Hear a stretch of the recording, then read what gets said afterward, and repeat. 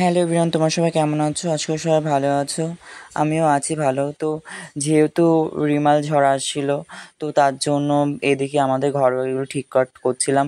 তো আমফানে আমাদের এই সাইডে অ্যাডভেস্টার দুটো ভেঙে গিয়েছিলো, সে অ্যাডভেস্টার ঠিক করা হয়নি। তো যেহেতু ঠিক করা হয়নি তার জন্য পেপার দেওয়া, টালি দেওয়া ছিল, টিন দেওয়া ছিল।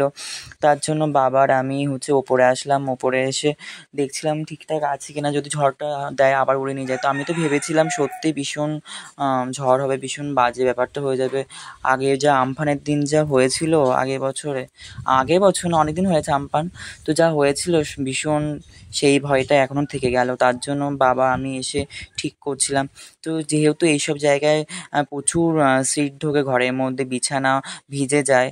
তো আমাদের যেহেতু বাড়িটা হচ্ছে পুরো মাঠের ধারে, তার জন্য যে আর মাঠের ধারে প্রচুর হাওয়া লাগে। যেহেতু অ্যাডভেস্টার দেওয়া আছে, অ্যাডভেস্টার উপর সে চাপা দেওয়া নেই, যেহেতু বলে না যে ইট দিয়ে চাপা দিতে, সেটা চাপা দেওয়া নেই। চাপা দেওয়া থাকলেই উঠতো না। তো তারপরে ঠিকঠাক করে এসে তারপরে এইদিকে এই সাইডে ঘরে অ্যাডভেস্টারের ওপরে প্রচুর নোংরা ছিল, সেইগুলো ঝাড় দিয়ে ফেলা হলো পাতা। তারপরে এখানে একটা ফুল গাছ ছিল, সেই ফুল গাছটা কাটা হলো, কারণ না কাটলে না অ্যাডভেস্টারের গায়ে ধাক্কা লাগলো, তার জন্য। তারপরে আমি এখানে উঠছিলাম, এখান থেকে এঁচোড় পারবো, তাই কাঁঠাল এঁচোড় বলে এগুলো, এখনও কাঁঠাল হয়নি। তো যেহেতু অনেকটা ছোটো ছোটো ছিল, সেইগুলো কাঁঠাল হবে না, এঁচোড়েই হবে। তো তার জন্য আমি সেগুলো পেরে নিচ্ছিলাম। পাড়ার পরে দেখতে পাচ্ছ আমি এখানে চালের উপর উঠলাম, রান্নাঘরের চালের উপর উঠে ভয় লাগছিল যদি টালি যদি ভেঙে যায়। তো বাবা বলে এখানে এখানে পা দে, তাহলে টালি ভাঙবে না। তো বাবা ফোনটা বাবা ধরে দিল, বাবাকে বললাম ফোনটা ধরে নাও বাবা, একটু ভিডিওটা করে দাও। তো বাবা ফোনটা একটু বাবা হেল্প করলো আমাকে। তো তারপর আমি এক এক করে যেটুকু ছোটো ছোটো মোচা বলছি কেন, যেটুকু ছোটো ছোটো এঁচোড় ছিল সেই এঁচোড়গুলো পেরে দিলাম।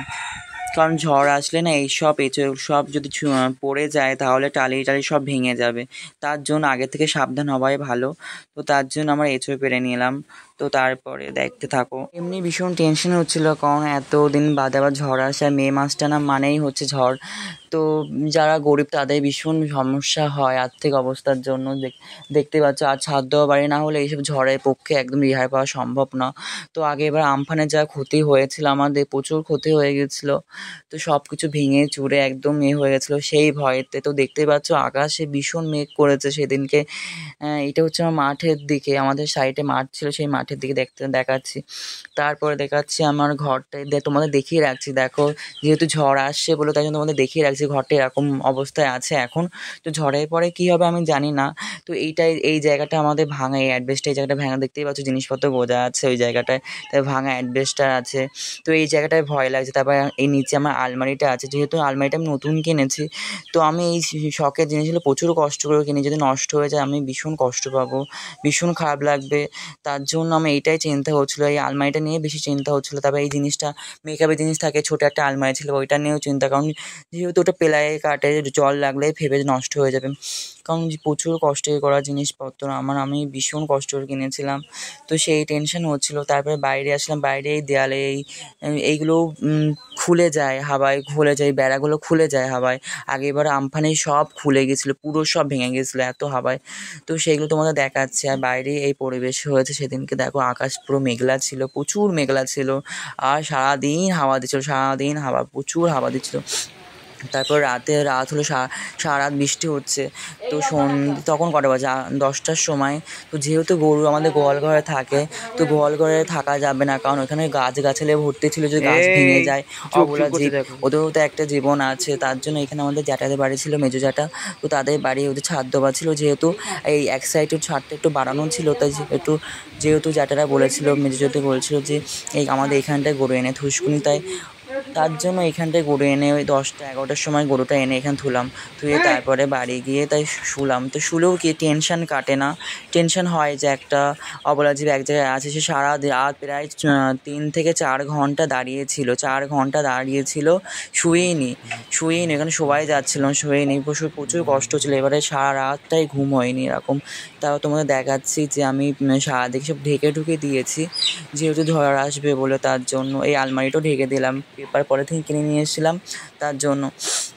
তো আমার রাত 1টা বাজে, তাও আমি জেগেছিলাম, বাড়ির সবাই জেগেছিল, মা বাবা এমনি শুয়েছিল, জেগেছিল, দাদা বসেছিল। তো দেখো বাইরে প্রচুর বৃষ্টি হচ্ছে, ঝড় বৃষ্টি হচ্ছে, সেগুলো তোমাদের আমি দেখাচ্ছি। এর মাঝে তোমাদের সাথে আমি ভিডিওগুলো শেয়ার করেছি। তো এই আমাদের বারান্দা পুরো ভিজে গিয়েছিল। তারপর এই সাইডে এই ঘরটায় মা বাবা শুয়ে আছে আর দাদাই বসেছিল চুপচাপ। ওরা এমনি ঘুমায়নি, মা বাবা তো এমনিই শুয়েছিল। তারপর দেখতে পাচ্ছি বারান্দার অবস্থা কি, এত সিট দিয়েছে যে বারান্দায় পুরো মাটি সব ফেপে গিয়েছে। এবার যেহেতু ঝড়ে হাওয়া দিচ্ছে, এবারে দরজাই খোলা ছিল, কারণ এত ঘরের মধ্যে দম ধরবে। আগে এবার আমফানের সময় ঘরে দম ধরেছিল বলে আমাদের এটা উড়ে গেছিলো, অ্যাডভেস্টারটা উড়ে গেছিলো। কারণ আর এই ফাঁকা করে রাখলাম, কারণ হাওয়া দিলেও বেশি বাঁধবে না, তার জন্যই পুরো ফাঁকা করে রেখেছিলাম। কারণ আগের থেকে সব ঠিকঠাক করে রাখাই ভালো, তাই না? এবার যেহেতু এত কষ্ট করে জিনিসপত্র বানানো, এবার যদি নষ্ট হয়ে যায়, এখন এমন কোনো পরিস্থিতি নেই যে আমাদের ঠিক করতে পারবো, তো আগের থেকে সাবধান হওয়াই ভালো। তো তোমার দেখাচ্ছি কোথায় কি হয়েছে দেখো।